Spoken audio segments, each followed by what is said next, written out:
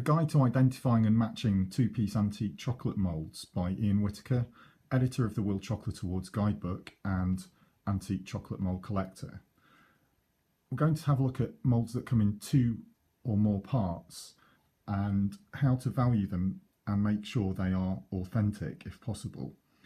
The first way to do that is by the number. Then we're going to have a look at the shape. Then we're going to have a look at the maker, the brand that manufactured it.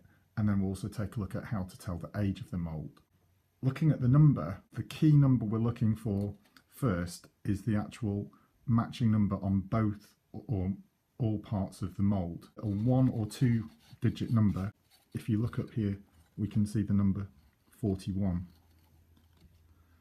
Okay, and so the very next thing I will do is have a look at the back of the mould around the edge, and we've got corresponding 41. So that means these 2 parts of the mould are made for each other. They were stamped a matching set at the factory. And the second thing we're going to do, although they have the same number, is just have a look and see if they do align. And you can see the edge there is almost perfect. I mean, you won't really find better than that. So let's check again. So the corresponding numbers, the 41 in this case, tells us these are definitely a matching set. What I'm looking for along the edges is just to check that there's no damage that really sets them apart. So we like to have pieces that have the matching number and also have good alignment.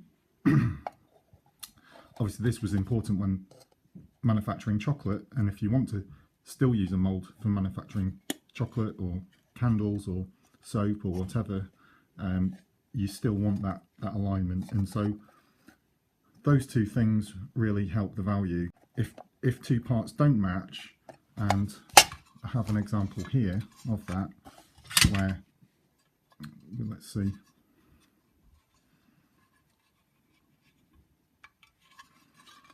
let's try and match up the mould. Take the clip off, and you can see there's a rather big gap here. Sometimes that's okay, it just needs clipping, but I'm applying pressure here and it's clear these pieces don't match. The noise you're hearing is because this indentation and the female side of it don't line up. If they line up like that and they go in, we've got problems down here.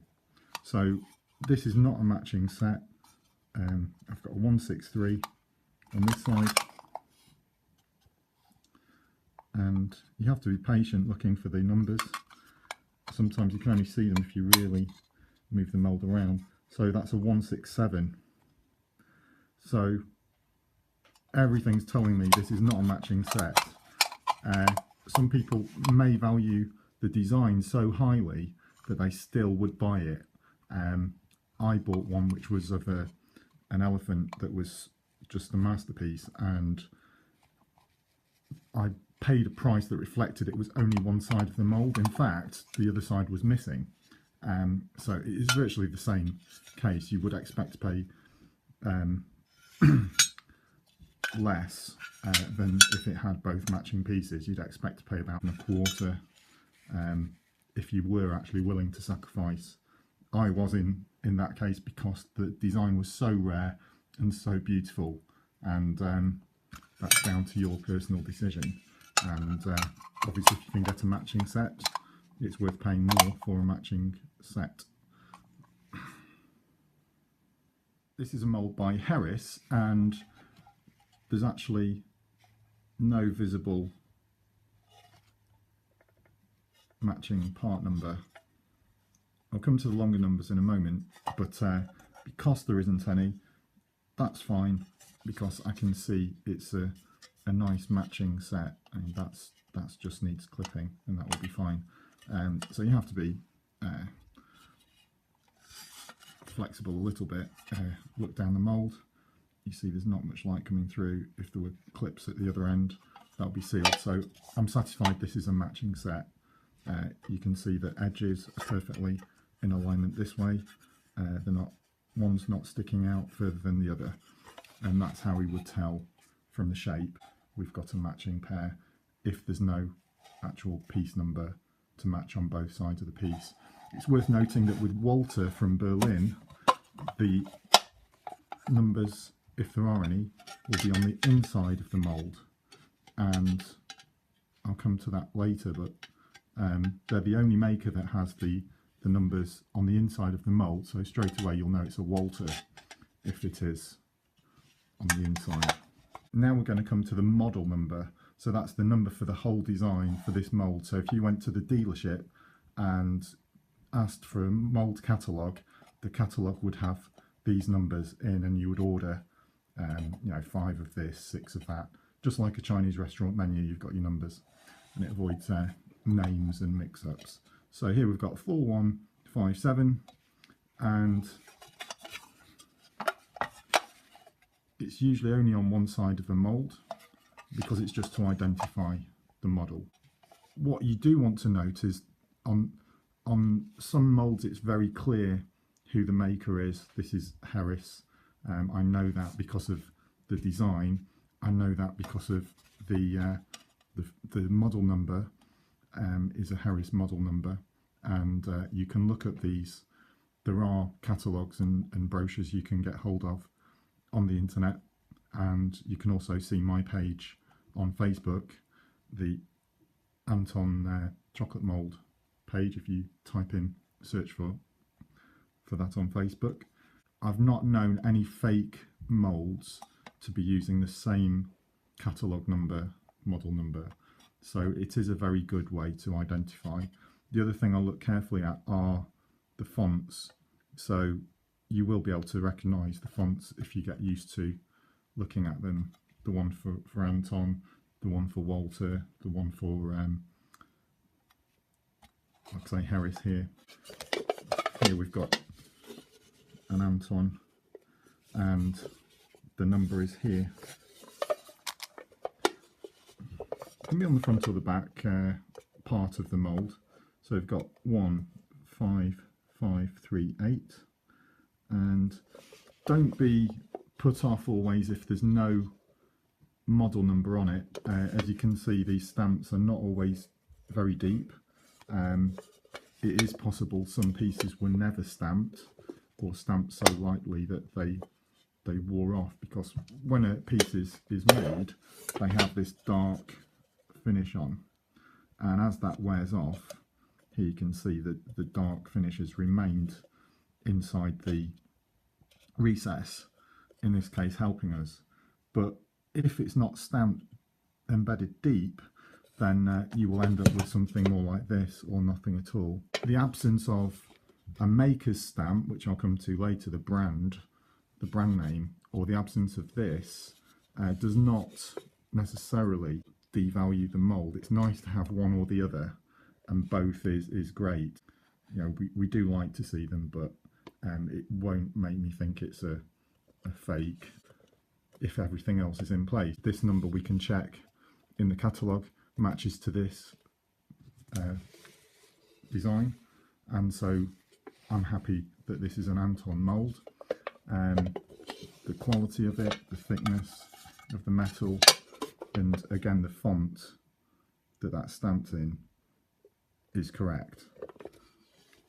Now the final thing that we're going to look for is the stamp of the maker. I'm used to looking for these. You can see a pointed arrow here, so we're going to turn it around. You just make out R-E-I-C-H-E and then the arrow. So let's come back to the final identifier. The stamp here, you should be able to see Anton, and then Reich, and then Dresden, and then you'll see there's just at the end a slight arrow here, and there's one at the other end when it's stamped deep enough. And on this mould, You can only just make it out here, but that is enough to really put the icing on the cake and say, well, we've got the model number, we've got the maker's stamp, and you can't always expect these to be perfect stamps in factory that was obviously under pressure to turn out great numbers of moulds, and on a production line. These were thought of as important, but they weren't all stamped as deeply as they could have been. Here we've got, let's see, so we've got on the back, it doesn't matter if it's on the front or the back, they usually only be stamped once. And this brings me to the last item, how to tell the age of a mould. And here you can see a 3, and if you go to the other end you'll see a 1. So that's 1931 that this mould was produced in. The other way you can tell the age of a mould is by the catalogue. So if you've got the model number, or you can obviously visually identify the design, you can look in the catalogues of the maker and see when that mould begun to be produced. Another way to get a ballpark idea of when a mould was manufactured is just have a look at the maker's established date and when they finished making moulds, because they all had limited lifespans, these makers. Some stopped just before the war, some got bought out by others, and some went down. I hope this has been helpful. This is one in a series. Please check out my other videos, which will help you to learn about antique chocolate moulds, their value, how to take care of them, and tips on selling and buying them. Thank you very much for listening, and I hope you enjoyed the video.